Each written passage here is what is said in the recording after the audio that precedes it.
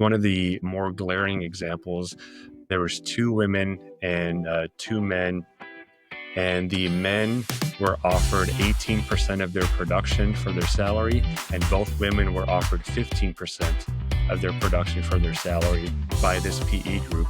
Ryan, take 3% of $1 million, that's 30 grand. Hey there, it's Dr. Ryan Corte, and I'm looking for North Carolina licensed optometrists or those interested in becoming licensed in the state of North Carolina to join my team. If that's you or somebody you know, reach out to me on social media or email me at ryan.court1@gmail.com. Now, enjoy today's episode. Hello, everybody, and welcome to another special episode of Ryan Reflects. My name is Dr. Ryan Corte, and today's episode is going to be a little bit different. Today, I have Dr. Chris Lopez on with me. He is a practice owner. He is I like to call him a certified hustler, works his butt off, part of the ODs on finance team. Welcome to the show, Chris. Ryan, it's a privilege to be here. I really appreciate the invitation. Well, I'm happy to have you on. And for those that don't know you, before we get into to kind of the premises of today's episode, we're going to walk through the 2025 ODs on Finance report. And it's all about optometry, income, and salary, and all the numbers. But tell us a little bit about yourself. Sure. So I grew up in Southern California, right on the border. I did my undergrad in Iowa, and I went to optometry school at the best school in the country, of course, Houston, University of Houston, and was on the East Coast for a couple of years. COVID hit, and my wife wanted to be a little closer to family. She's from the Midwest, and she's a boss, Ryan, and I'm well trained. So we find ourselves living here in the Midwest. And it's been quite the journey. I mean, I came over here with aspirations of owning a practice.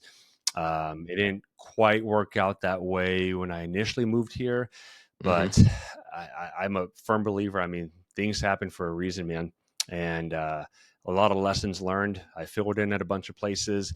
It was an eye-opening experience. I learned what I liked and what I didn't like, and it eventually led to me joining an amazing practice with 2 locations and buying in as of last year.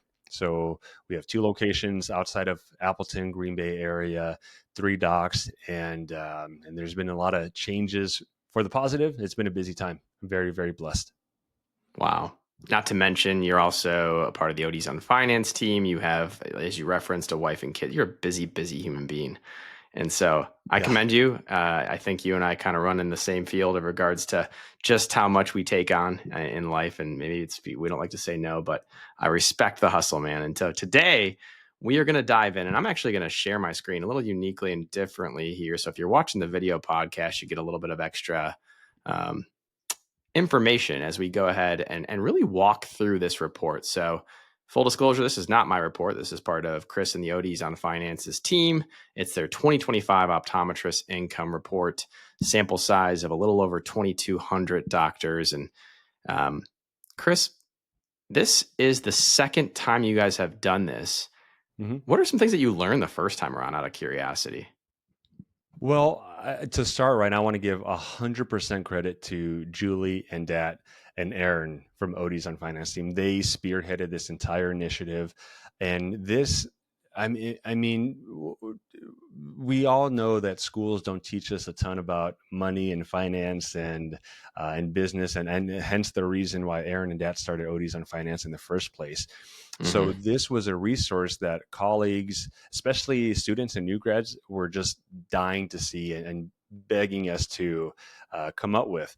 So last year was the first time we did it, 2024 Optometry ODs on Finance Income Report. And I think it shined a light, or I should say it was very enlightening for all of our colleagues to have a better understanding of what a typical optometry salary is. And how it compares to other colleagues based on region, state, practice setting, years in practice, ownership versus associate. I mean, there was a ton of information in it. And, but like anytime you do it for the first time, there's always room for improvement. So I think probably the biggest improvement in the 2025 report compared to 2024 was we took into account work hours per week. Yeah, I saw that. Because I mean, it's 13 and 14. Yeah. Yeah, it's surprising how many colleagues we have that are part time, and it's actually surprising, right? How many new grads, burdened with debt, are still not working 5 days a week. So that's probably a different topic altogether. But it was great, and income, the disparity between associate income, owner income, and even amongst owners. I mean, a solo doc owner compared to a multi-location, multi-doc owner, the income discrepancy is pretty dramatic there as well. It's unfortunate to see just how much student loan debt new grads are graduating with. I mean, Mm-hmm. what is it? Oh, about 15% or more of new grads have over $300,000 in debt. And that's going to continue to climb. So there's a ton of information in the report. If anyone hasn't read it yet, I'd encourage you to go to the ODs on Finance website, see the snapshot, download the full report, and give your thanks to Dat, Aaron, and Julie for all of their hard work and effort put into this. Well, Chris, we're going to make it easy for them. I'm going to link to this that specific website where they can go directly to it and download the full report, because this is great information. So we have the table of contents here. I've kind of left it up while you went through that. Is there any high level overviews that you wanted to share about? Because there's a lot here: intro, methodology, and understanding the report. Any high level thoughts on that information that you want to share?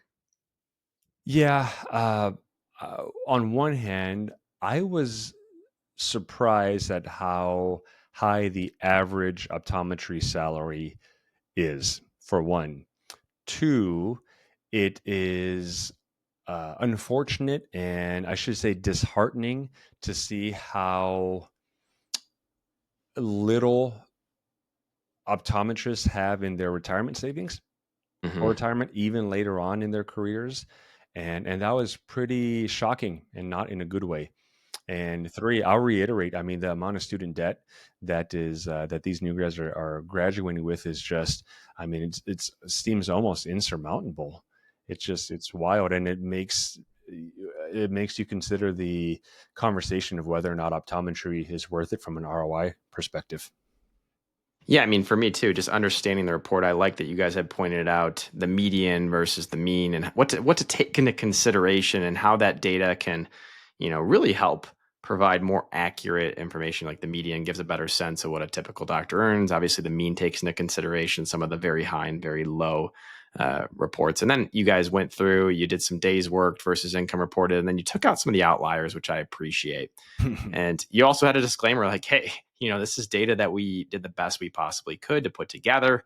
The reality is there's no perfect report. And so I love that you guys take into consideration the feedback from the community and continue to improve it over time. So the slide that we're on here now is kind of an overview of the United States of America, and it shows the average OD income in the top and then the net worth in the bottom. When I looked at this personally, I definitely noticed that certain areas of the country, the average OD income was maybe a little bit less, or kind of ballparked around the same area. And then there were certain areas of the country where that average OD income kind of crept up. And of course, the net worth figures were variable. But what did you think about not only this slide, but also just looking at it and at large in the next slide, which kind of gives you also the sample size information? Because I think that is important to take into consideration.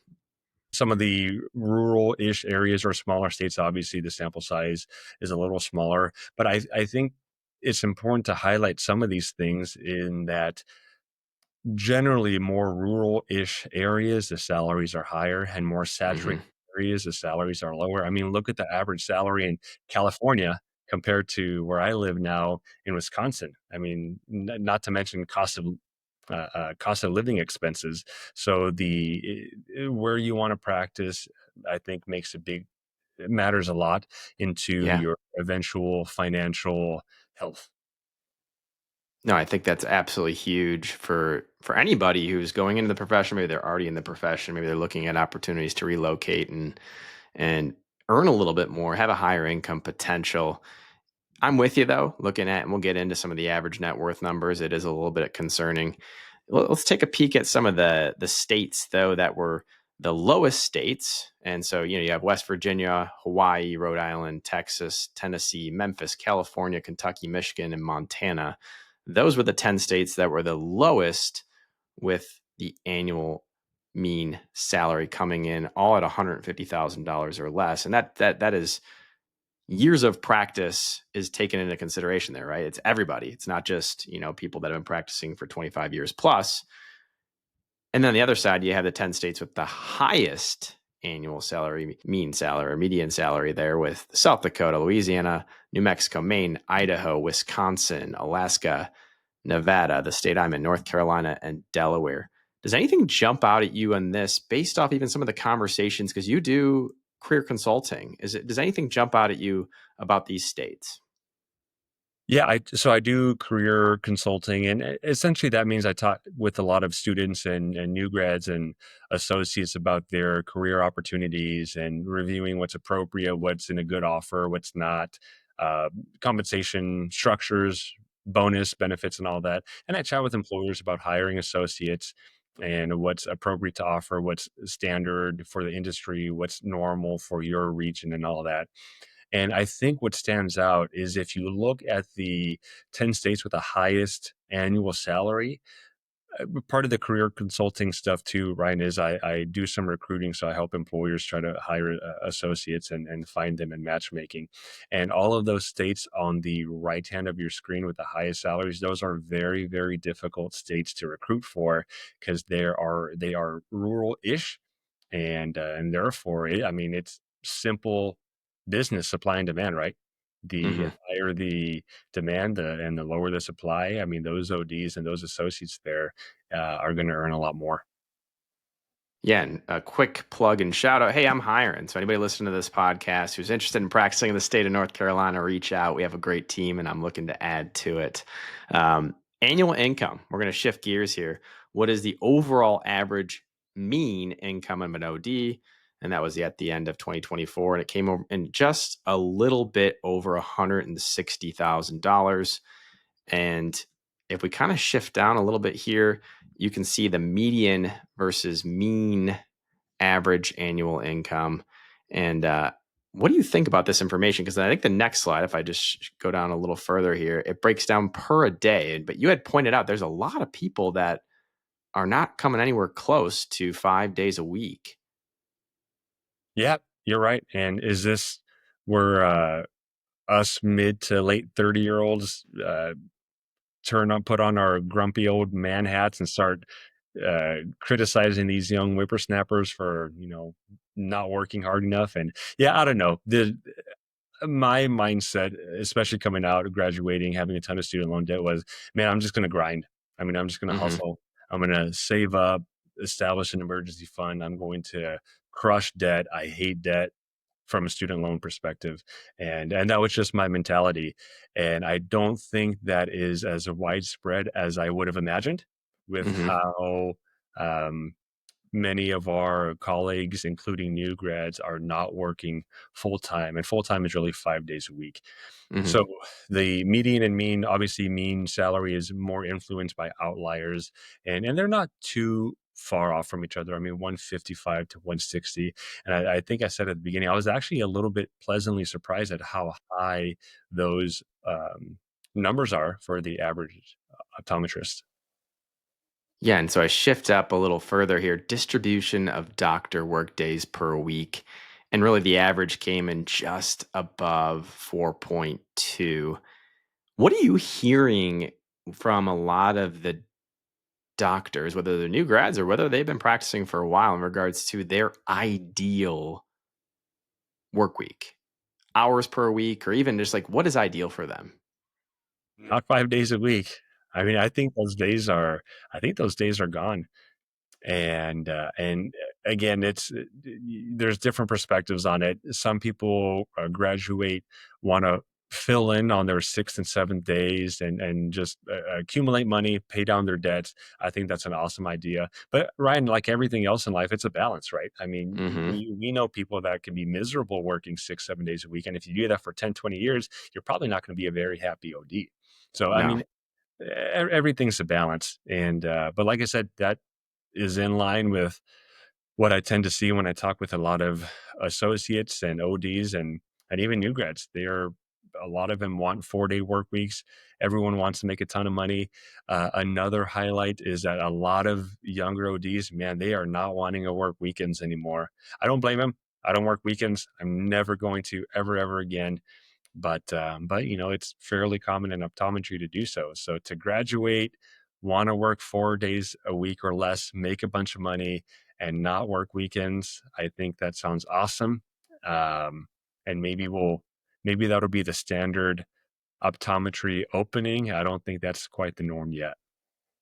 Yeah, it'll be interesting to see how things evolve because as you guys broke things down, annual income normalized for days worked at about 4.22 days per week. It really drops that normalized mean salary and that normalized median salary down, right? So right around 136 for the normalized mean salary and right around almost 131 for the normalized median salary. So how are doctors, at least from what you're seeing, like they want their cake and they want to eat it too, right? So they want to have 4 days a week, but they want to make 150 to 200 grand a year.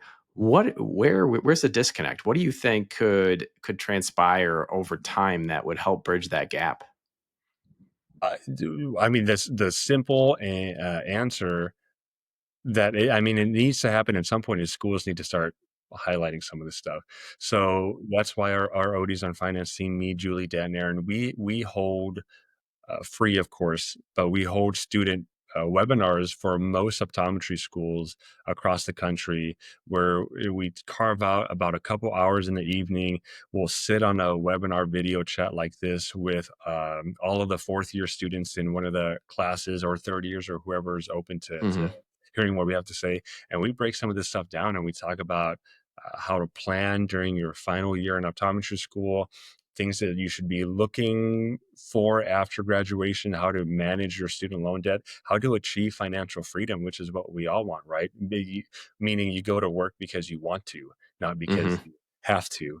Um, and I mean, there's all the real world optometry stuff that we don't learn enough about: disability insurance, life insurance, um, uh, compensation structure, benefits. I mean, all kinds of things that there's just not enough time to learn in optometry school. But things have to change. I mean, heaven forbid we take one less class about learning how light rays bend to actually learn about the business side of optometry and how we can we can start our careers off on the right foot.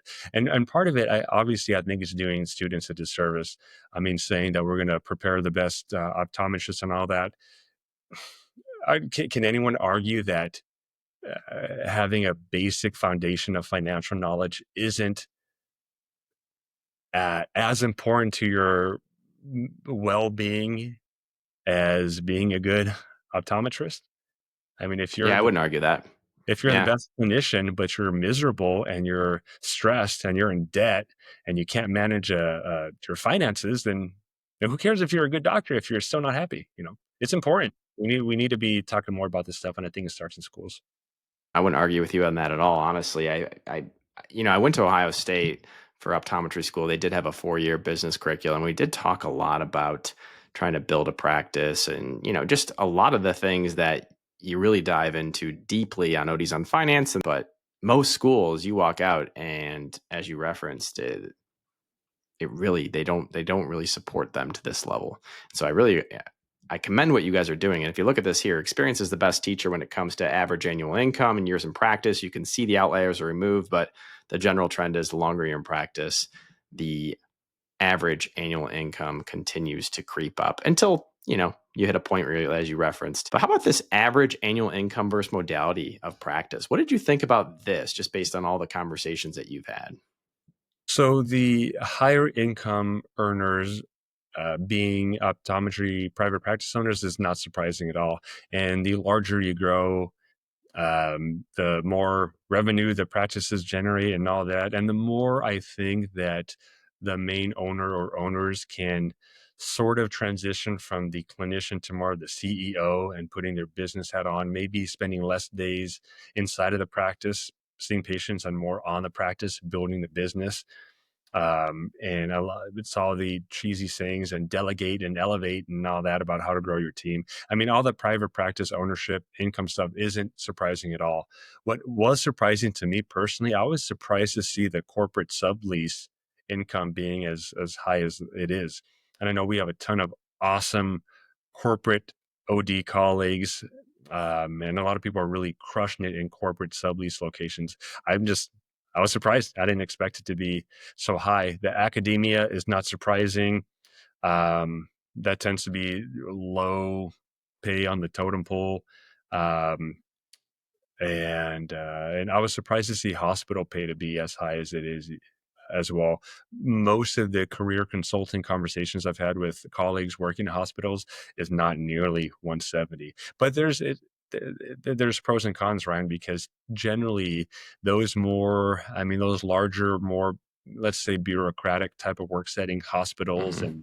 and academia tend to be lower pay, but the benefits packages usually far surpass what any OD is getting in private practice, meaning you can get a retirement plan with an 8 or 10% match. You're not getting that in private practice. You'll get 5 weeks PTO.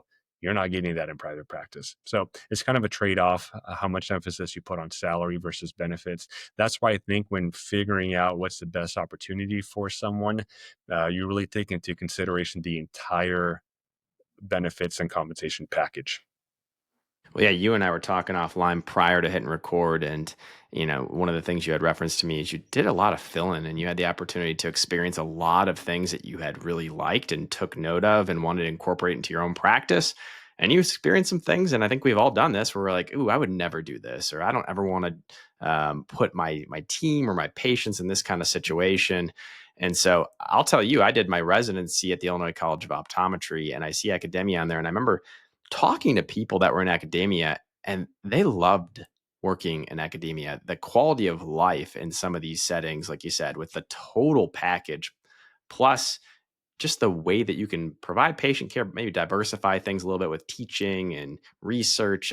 There's more than one way to practice optometry and have a really, really fulfilling career. And I think that this graph demonstrates that information. So, um, I mean, not sorry, I didn't mean to interrupt, Ryan. I no, mean, go ahead. not only that, I mean, when I was in school, I was set on being an academic.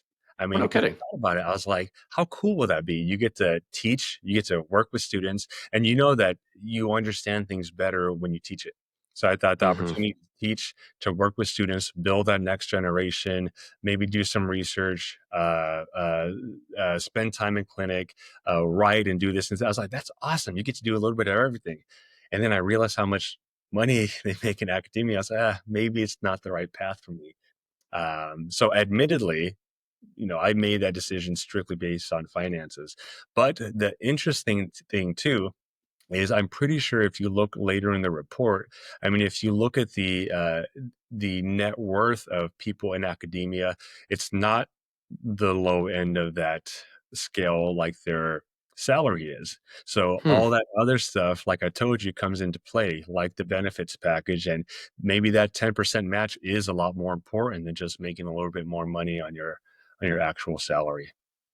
Well, yeah, not to mention, I had a residency classmate of mine who was able to do public loan forgiveness because the academia institution that he was at was nonprofit, did the 10 years. So, I mean, there's definitely some huge upside. It just depends on how committed are you and where are you at and what are your goals and what do you want to do. And so, this right here though is unique because I think you and I talk to a lot of new graduates all the time, and the vast majority of them want to go to an urban area, especially if they're single or that maybe they felt like they worked really really hard in their 20s and they want to enjoy life in like a city or even a really an urban slash suburban area. But it's that rural salary that you referenced that if they just took a couple more years and really hunkered down in an area that's an underserved area or underappreciated area in regards to the number of doctors and optometrists that are there to serve the community, it could pay off over time. I mean, there's no doubt about it, and it's I mean, I hate to simplify it as such, but if any student, new grad is listening in and they're wondering what is the best financial move, 100% it's to move to a rural area. I mean, it just is. Supply and demand, there's a low supply, the demand is high. You have to make more money in rural areas. That's really just the way it works.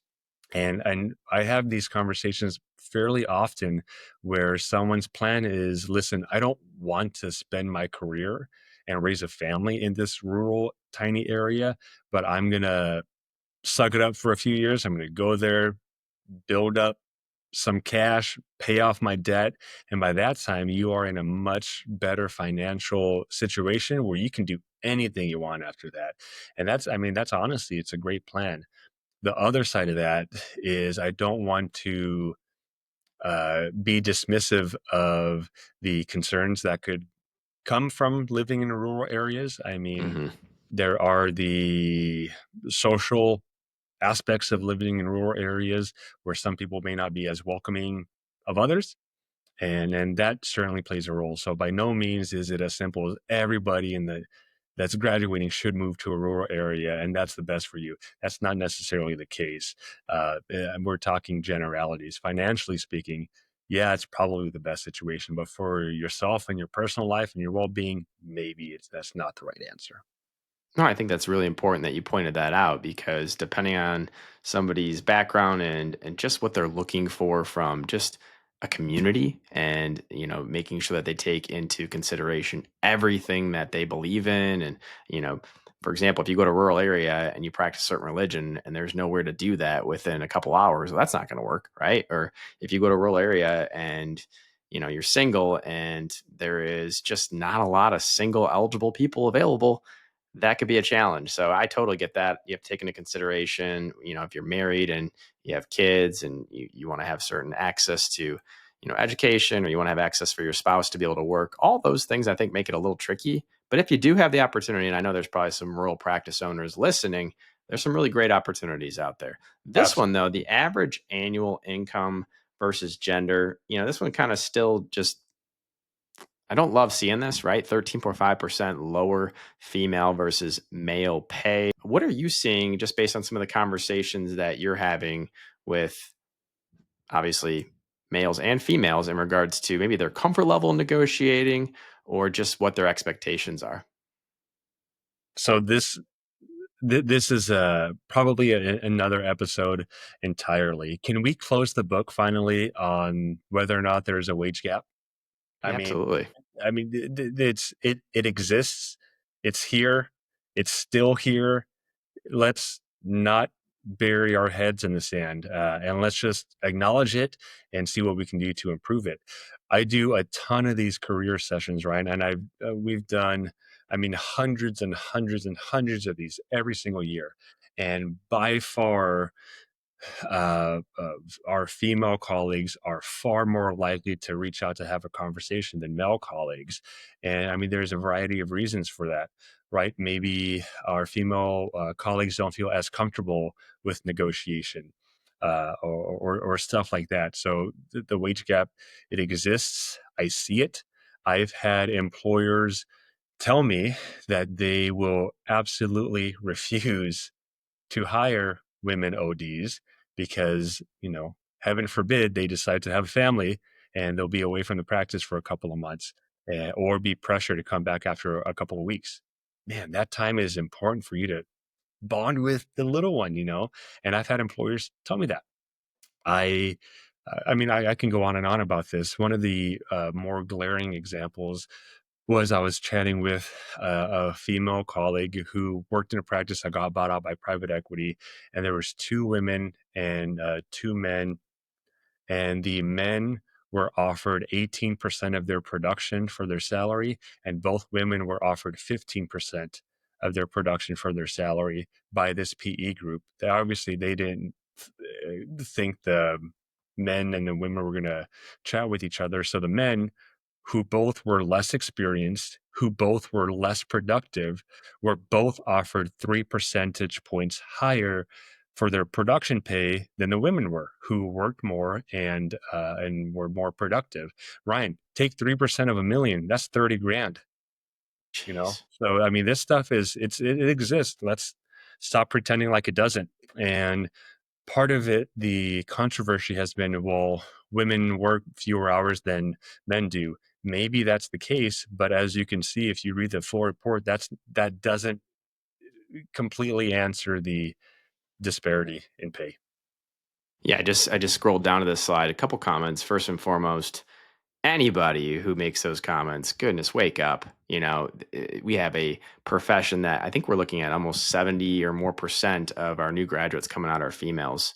Females are going into healthcare at a much higher rate than males, period. And the reality is they're outstanding, right? They're outstanding, outstanding, outstanding females out there that are running practices, that are running corporations, that are running this profession. And so anybody who makes those kind of comments, please wake up, because this is just disheartening to hear those kind of stories. But I'm glad you guys are shining a light on this, because it gives obviously female optometrists more insight, more information to have these conversations with their employers. And so as I continue to scroll up too, there was even a slide on here about distribution of practice owners by gender. And the data actually is showing that there are more female owners than males. How awesome is that?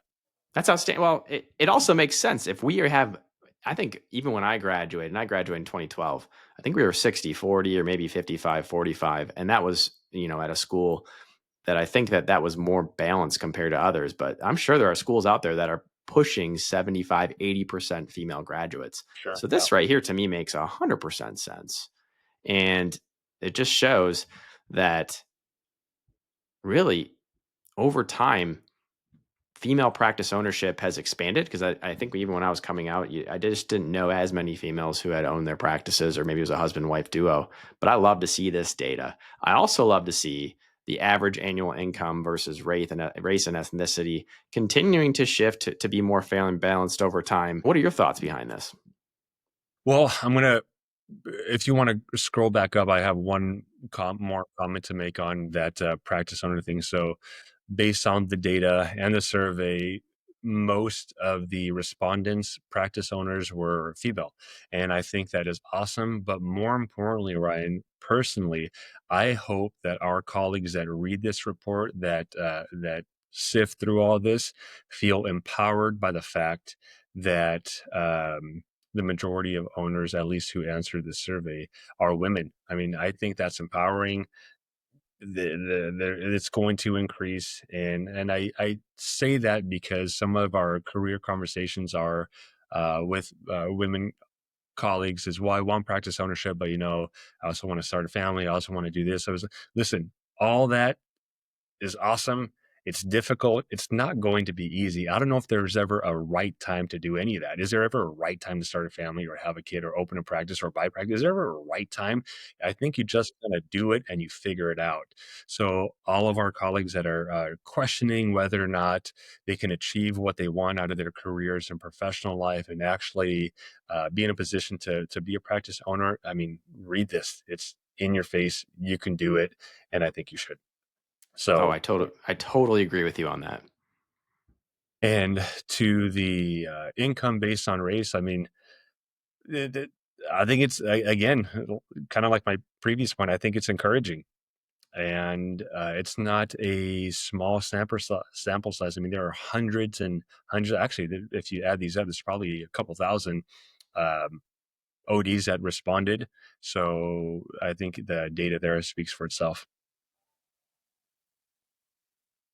And then you guys pulled annual salary based on school attended. This one kind of threw me off a little bit, because I was like, ah, really interesting. What did you think about this? I guess I never really thought going to a school, and again, Ohio State's number 2 on the list. Let's find Houston. I'm just joking. I don't know where they're at on there, so It's I'm not going to towards the give you bottom. Let's a. skip. Okay, you got some work to do here, bud. You got some work to do. But what did you take away from this? This was, I mean, in our conversations, this is something that me, Dad, Julie, and Aaron laughed about and were curious about. And I mean, we just thought it would be interesting to see what others thought of this data.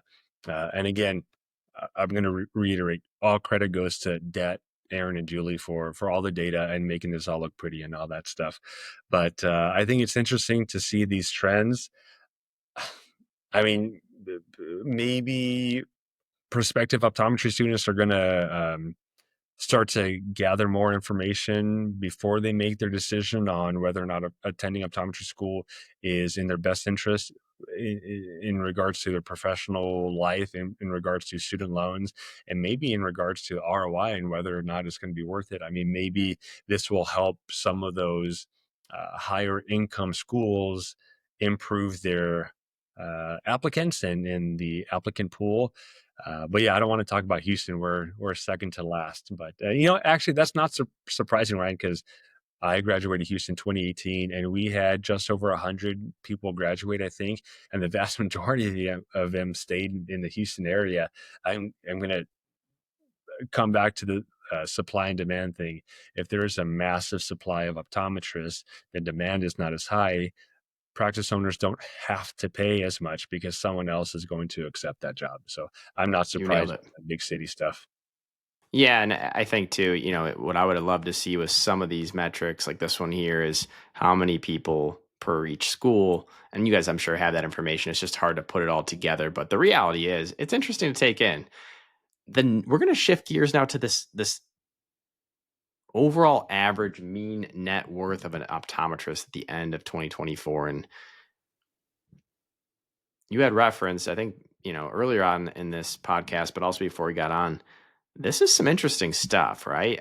The reason that ODs on Finance was put together and the birth of this from Dat and Aaron was working alongside an optometrist who had been out for a long period of time. And he kind of referenced them. He couldn't retire based off his financial situation. And that is concerning. And so what are your thoughts on a few of these metrics here? Just a overall average net worth. You're looking at mean net worth of uh, almost $770,000, median net worth of $350,000. Walk me through a little bit about this information, and we're also going to shift gears to average net worth versus years in practice. But we'll start here with just the average. What are your So if thoughts? you, I mean, earlier on in the conversation, we talked about mean median salary, and they weren't that far off. I mean, maybe $6,000 difference or so. And mean, like I said, is more greatly influenced by the outliers or the extremes than median is. And so I Hmm. think this is a drastic example of this. And remember, excluding the far, far, far outliers in that median net worth of $350,000. Man, it's disheartening to see that. And I think there's going to be a lot of part-time 70-year-old ODs in the future if that's the case, because that's not nearly enough. That has to be higher than that. Yeah, and you guys excluded some of the outliers, right? So yeah, that's wild. And then if you look at it too, just based on years of practice, it's at least good to see that there's obviously an upward trend. The longer you practice, the higher your overall net worth is. But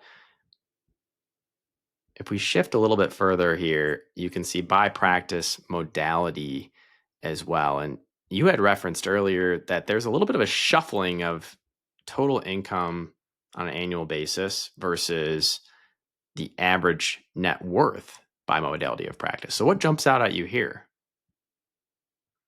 On the upper end of the spectrum, not surprising. And again, the blanket answer to what can I do to achieve financial freedom, it has to be ownership is number one. I mean, there's just no question about it. Multi location practice owner, single location practice owner, corporate sublease owner, ownership. You're going to have a higher net worth. You're going to have a higher opportunity to make as much money as you want. And I was more surprised at the lower end of this, Ryan. I mean, this private practice, corporate practice thing, it being on the low end, I would not have anticipated that, but it is the case. And as you know, Dat Aaron Julie mentioned there on the right hand side, part of that's probably due to lack of 401k options. And it is wild doing this career consulting stuff at how many of our associate colleagues do not have access to employer match. They work for a practice setting that does not have safe harbor retirement plans, so there are high income earner rules which would disallow them from being able to participate in the retirement plan. I mean, there's not as many opportunities. A lot of practice owners still uh, largely support IRAs, which maybe 401k options would be better for them and for their associates. So there's a lot that goes into this. I'm not surprised by the ownership thing, having higher net worths. But again, like I said, academia lower on the setting for salary, but not so much for average net worth. Again, I think some of these benefits things and higher percentage match from the employer make a big deal. Industry is interesting. Look at the net worth of our industry colleagues. I mean, is that because they have benefits packages that may include stock stock and all that? Yeah, it's very possible that that's the case. Yeah, well, not and you and I had discussed that you are new to practice ownership, and so have you kind of, now that you are on the other side of being now an owner, identified some of the costs associated with not only 401ks but benefits, healthcare? Those things add up. What are your thoughts on that now that you kind of a peek behind the curtains? I mean, it gives you a different different appreciation for that. And I'll just give you an example. So it's surprisingly and sadly, a lot of our career consulting conversations, let's just say with the fourth year student, they'll say, well, I want $200,000 and I don't want a non compete. I want this in 5 weeks PT. I was like, where are you hearing this stuff from? And some of it is from school. But part of it is, it's hard to blame if they don't know any better. Hmm. But if I have one of these conversations, they say, "Well, I'm joining a practice, and this is a solo owner, and they're $1 million practice." Right? A lot of them think that $1 million practice means that the owner's taking home $1 million. Mm. Okay, so there's a huge uh, gap in knowledge about what $1 million practice is and where all or the bulk of those expenses go to. There's cost of goods and there's rent and there's marketing and there's other overhead and staffing. I mean, so at the end of the day, the piece of the pie for the owner is not as great as you may think. So being on the ownership side of this, I think it gives you a better appreciation of those costs and just how small that end of the day net profit slice of the pie is compared to what you would have thought. Yeah, just even a simple gross versus net discussion, I think, is a an important one that maybe optometry schools could start to dive into.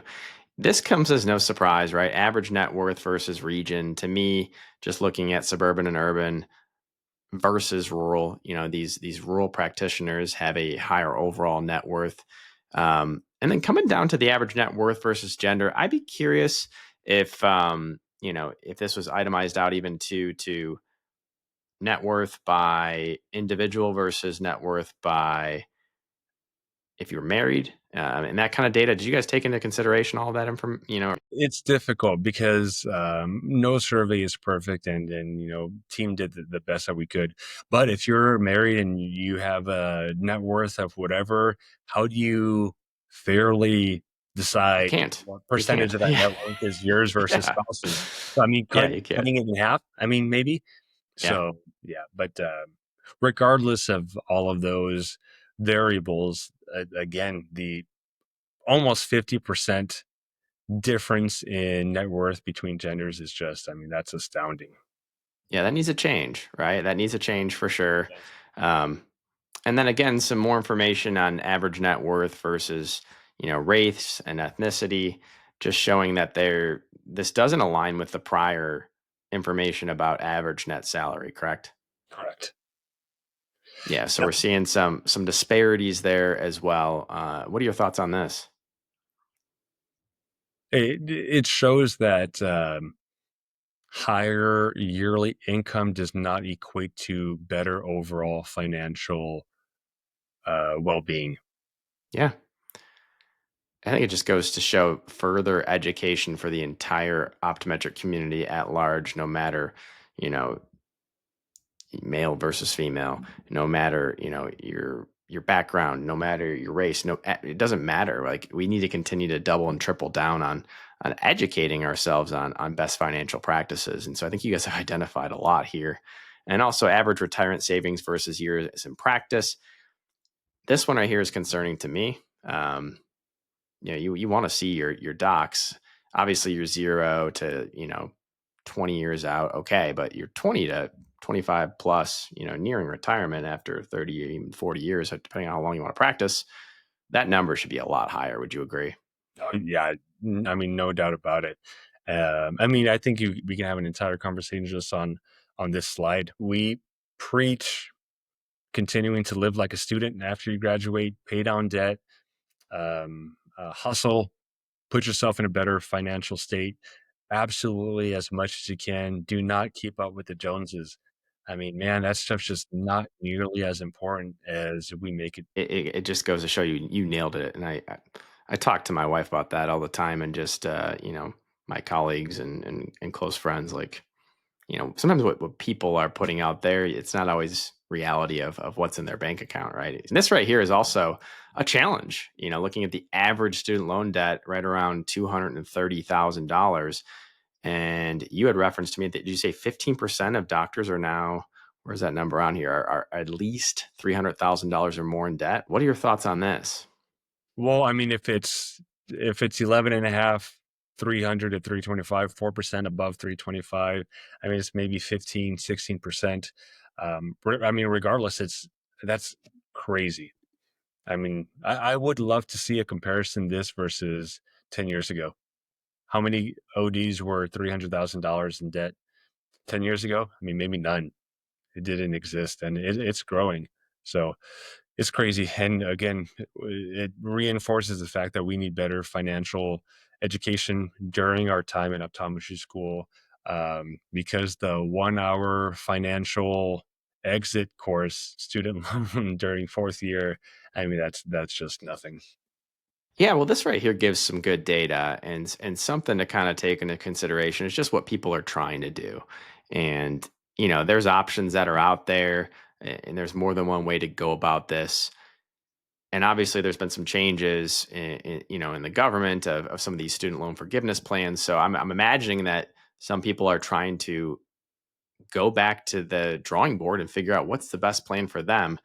But I think, me personally, I always kind of been an advocate of controlling your own destiny. And in full transparency, I started on a pay as you earn plan, and then made a quick switch after, I think it was maybe a year or a couple of years of doing so. And I'm glad I did, because it just kind of put the ball in my court and controlled my own destiny. But I could imagine, I didn't graduate with $250,000-$300,000 in debt. That's an enticing option for some of these newer graduates, and I do feel for them. But what are your thoughts on this information? I mean, not only can it be an enticing option, if you're $300,000 in debt and you're coming out making 105, it may be your only option. I mean, That's there could be true. no real way for you to pay that off aggressively unless you make some changes. So yeah, it's crazy, and the debt thing is it's a big problem. It's going to continue to be a big problem. I think if I have a comment on this, it's that, I mean, we can all agree that paying off your loans is a good thing, and you can argue that it should be a priority for the majority of us if we want to achieve true financial freedom. Hmm. But also, I mean, there's nuance to all of this financial education, and everybody's situation is different. And I'll highlight one example. Is, generally speaking, let's just say I'm of the mindset that most of us should pay off our student loan debt as aggressively as possible, but it's really important to graduate, sit down, and just think about what you want out of life, out of your personal life or your professional life, and what do you want to do. Because if you want ownership, for example, and if you have person A and person B, person A has um, uh, $10,000 in debt. They paid off most of it, but they only have $10,000 in the bank. Person B has $100,000 in student loan debt. They have 80 grand in the bank. Who is qualifying for a bank loan to purchase a practice? Person B, even though they have $100,000 student loan debt, it doesn't matter. They have more in reserves. Banks want you to have money in reserves in order to qualify for financing to purchase a practice. So an example is, theoretically, it could be a mistake if your goal is ownership within the next few years. If you aggressively pay down your student loan debt but have nothing in savings, you could shoot yourself in the foot, as opposed to paying lower amounts towards your student loans but hoarding cash so that you can achieve your financial goal of qualifying for a bank loan in order to buy that practice and accelerate your path to financial freedom. So does that make sense? Essentially, Oh yeah. it's not always a blanket one size fits all. Everyone has to do this. There's nuance to all of this, but a lot of that depends on your goals and what you want to get out of your career. No, very well said. And that I've heard, I've never personally purchased a practice, but I will say that it's not a one size fits all solution, and the bank has to look into a number of different variables. And so I think it's really important for anybody listening to take all of that into consideration. This right here was interesting as well. The investment preferences of optometrists, and you had mentioned that it's really critical to just get money into the market and make smart investments over time. And in doing so, it does pay off. The reality is, if anybody in your community takes away a couple big picture points, this has got to be one of them. You have to invest in your future. You need to put away money into different ways to grow your financial freedom over time. The market, real estate, a business, combination of them all, really critical and important. I mean, in one word, Ryan, it's just diversify. Hmm. Yeah, like the graph. And if anybody who's just listening to this podcast on audio, definitely tune into the video portion. There's some incredible data. And of course, we're going to link to this in the description of everywhere we post it so that people can see. This one right here is unique. You and I are huge on side hustles. It's kind of in our DNA, but I think the vast majority of our colleagues aren't. And so for those that aren't, this is just a great example of just there are people out there doing it who are able to generate revenue through speaking, consulting, separate businesses, you name it, find a passion project. But 75% of ODs do not have a side hustle, and it's a great way to add to your bottom line. Yeah, I mean, no doubt about it. I was surprised by this one quite a bit, because if you read some of the surveys just amongst Americans, the majority of millennials have side hustles. Really? The majority of them have side hustles. So when I read this, I was like, 75% don't. I was like, that's kind of surprising to me. And this isn't just millennials, of course, but I was surprised that there weren't more. But I think a key takeaway to this is, if you look at the data, there are very few colleagues who respond to this that have side hustles that generate any what you could call significant amount of income. Hmm. And I think if someone wants to, start selling candles or whatever, no offense to our colleagues that do, I mean, if you think about it, the emphasis on side hustles, I think, is a little bit um, misaligned, because the reality is, for most of us, your best quote unquote side hustle is filling in a day. Because Hmm. how many side hustles are going to pay you five, six, seven, $800 a day? Not many of them. So if you're looking at side hustles, or if you're looking to make cash, just keep doing optometry stuff. It's easy. We're pretty fortunate from that standpoint, because you're probably going to generate more revenue from that than you would by doing some side hustles or filling out those doctor surveys. So No, you absolutely nailed it. A side hustle of a hobby that doesn't generate a lot of revenue, well, that's still a hobby, right? But if you're trying to put away cash and to pay down debt or to invest in your future, really important that you look into picking up an additional day here and there, and they're everywhere. Everybody's looking to bring in part time work, so I couldn't agree more. not only that, my mind is, if I'm passionate about something, or if I love playing chess or basketball or doing something, I don't necessarily want to monetize it, because I feel like that Hmm. takes away some of the joy, doesn't it? I mean, Yeah, maybe you're it's right. just me. I mean, a passion should be done because you enjoy it, but when you turn it into a business, you can still enjoy it, but I don't. I think it hits a little bit differently.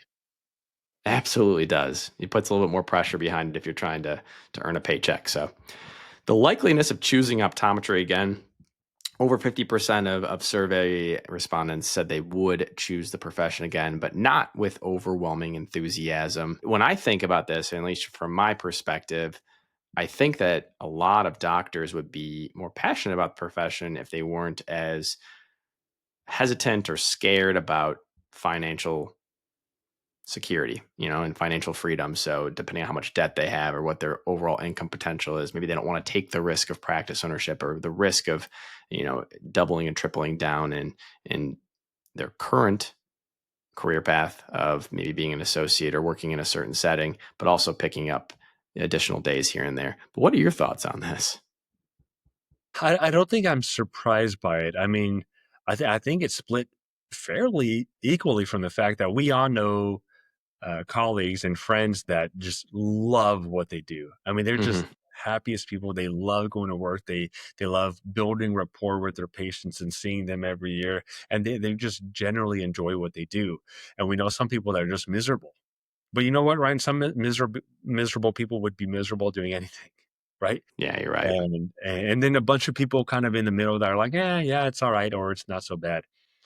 I think what would be interesting is to compare this to other professions because it's one of those things where the grass is always greener, right?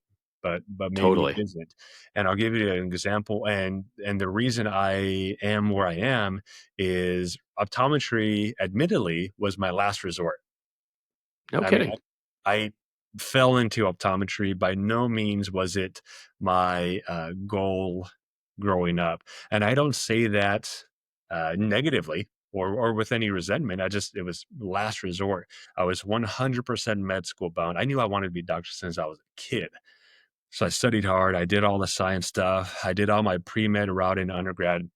And then summer before fourth year, I was like, well, I should probably shadow a bunch of MDs just to see, what specialties I may be interested in.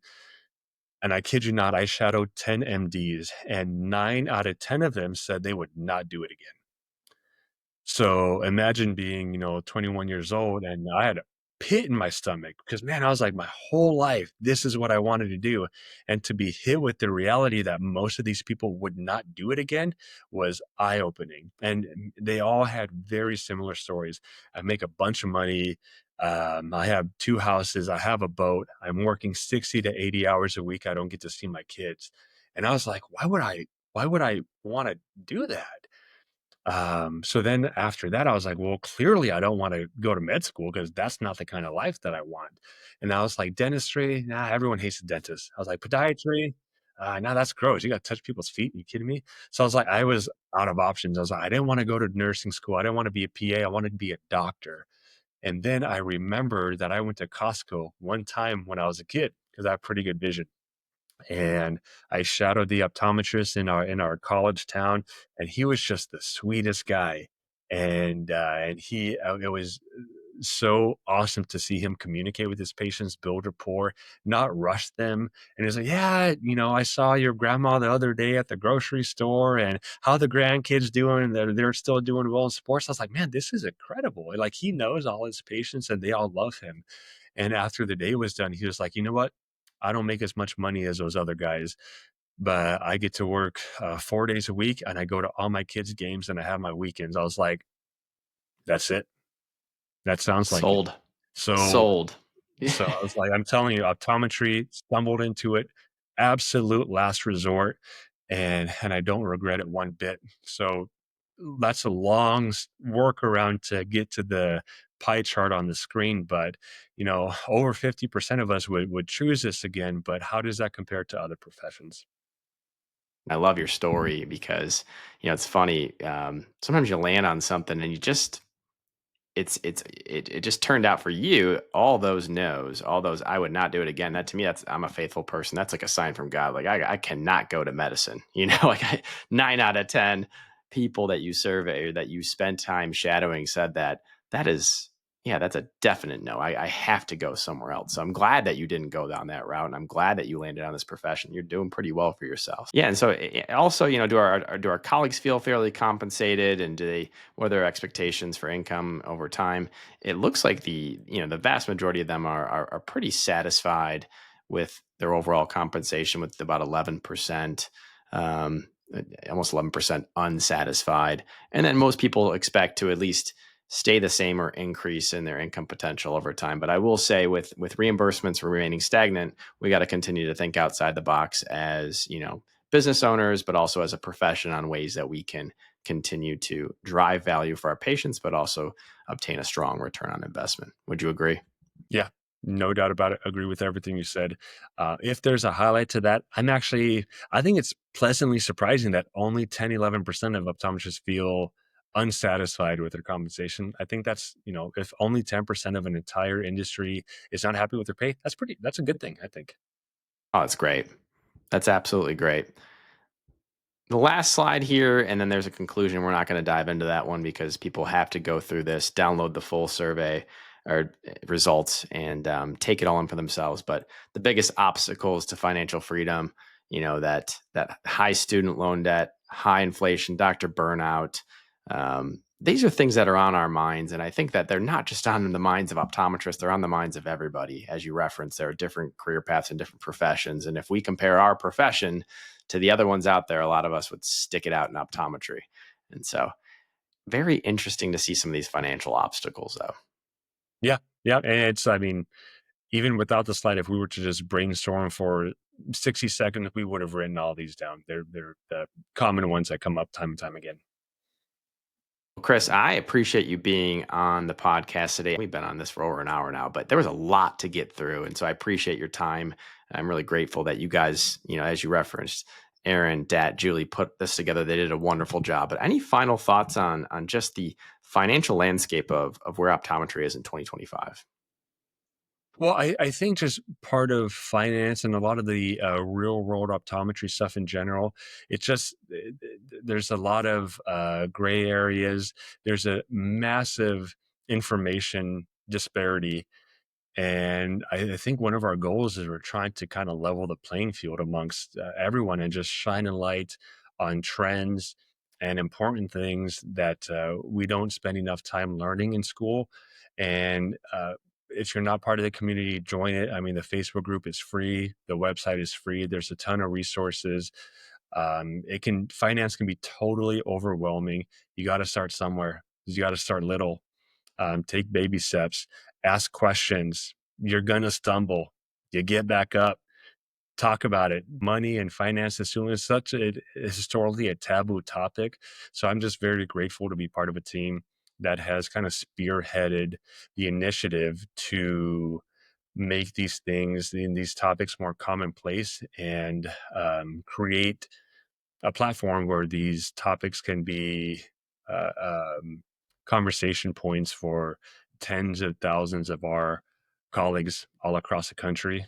And I'm grateful to Julie and Aaron for being part of the team. And again, all credit goes to them for creating this report.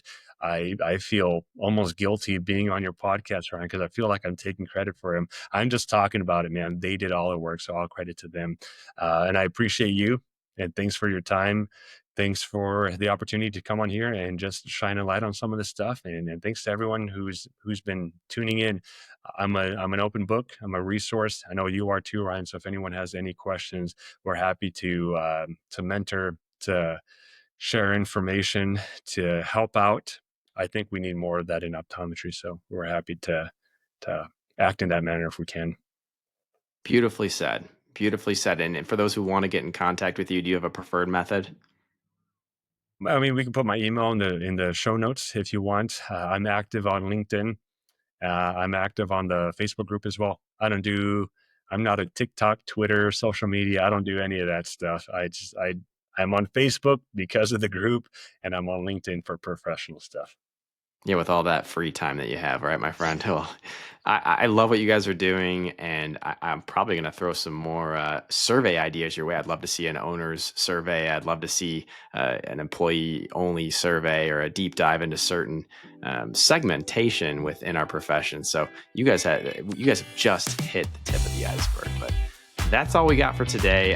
Everybody who's listening in, make sure you share this out with your colleagues, subscribe, and stay tuned for my next podcast where we can reflect and grow stronger together.